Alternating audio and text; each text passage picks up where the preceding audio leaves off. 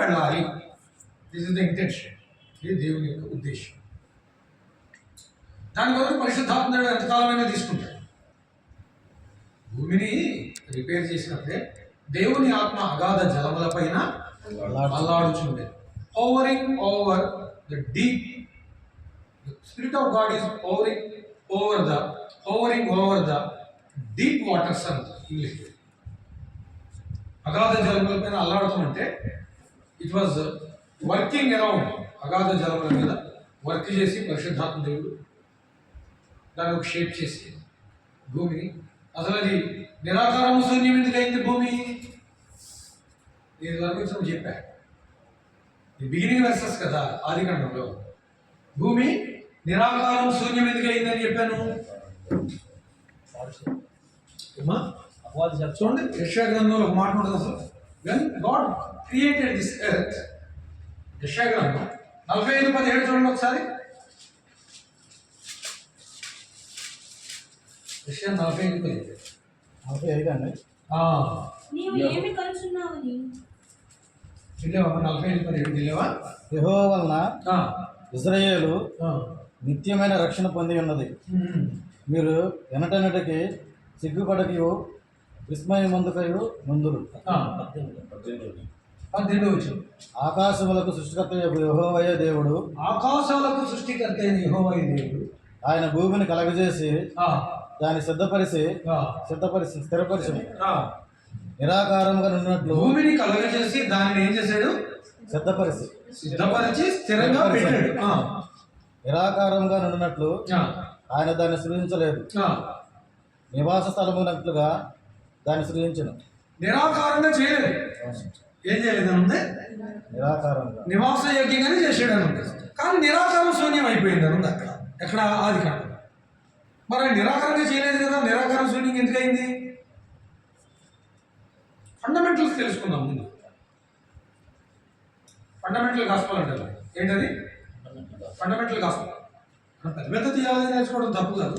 Fundamentals మీద idea లేకుండా ఇప్పుడు బ్రాడ్మాస్ ఎడిషన్స్, సబ్ట్రాక్షన్స్, మల్టిప్లికేషన్స్ రానివ్వండి, పెద్ద పెద్ద లెక్కలు ఇచ్చి చేయమని కొడతాం అనుకో, అది ఏం చేస్తాడు?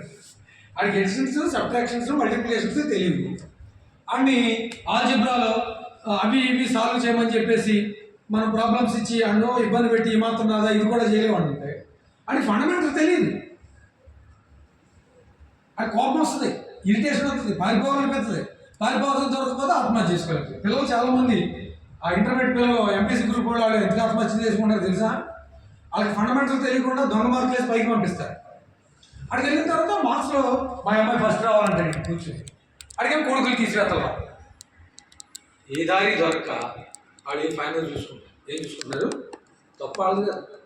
ఎందుకంటే నేను ఇంజనీరింగ్ కాలేజ్ లెక్చర్గా ప్రొఫెసర్గా చేసినప్పుడు ఆడపిల్లలు కొందరు ఎగ్జామ్ హాల్లో కూర్చొని ఏడుతూ ఉండేవాడు. ఏమ్మా ఎందుకు ఏడుతున్నారంటే, సార్ మ్యాథ్స్ రావండి. మ్యాథ్స్ రానప్పుడు ఇంజనీరింగ్ ఎందుకు వచ్చావు అమ్మా?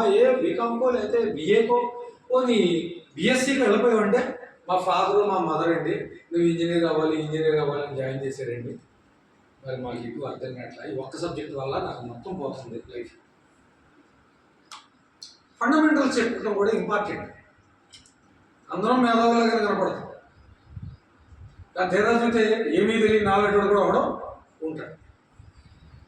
దేవుడు సృష్టించినప్పుడు 45:18 వర్స్ కదా. మరొకసారి చదవండి. యెహోవాయే దేవుడు ఆయన భూమిని కలుగజేసి దాన్ని సిద్ధపరిచి స్థిరపరిచింది. నిరాకారముగా నున్నట్లు ఆయన దాన్ని సృజింపలేదు. నివాస స్థలమగినట్లుగా దాన్ని సృజించేది. నిరాకారంగా సృష్టించలేదు ఆయన.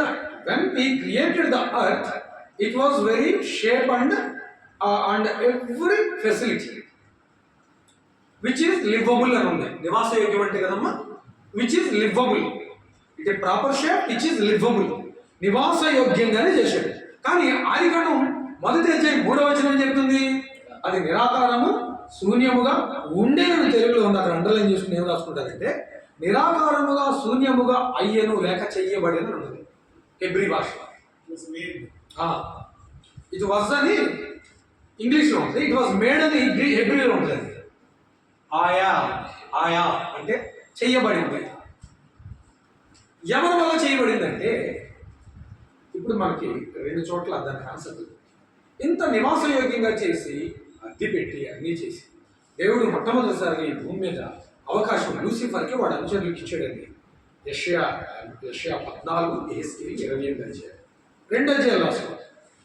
యెషయా 14 యెహెజ్కేలు 28 ఈ 2 అధ్యాయాల్లో స్పష్టంగా మనకు ఉంటుంది.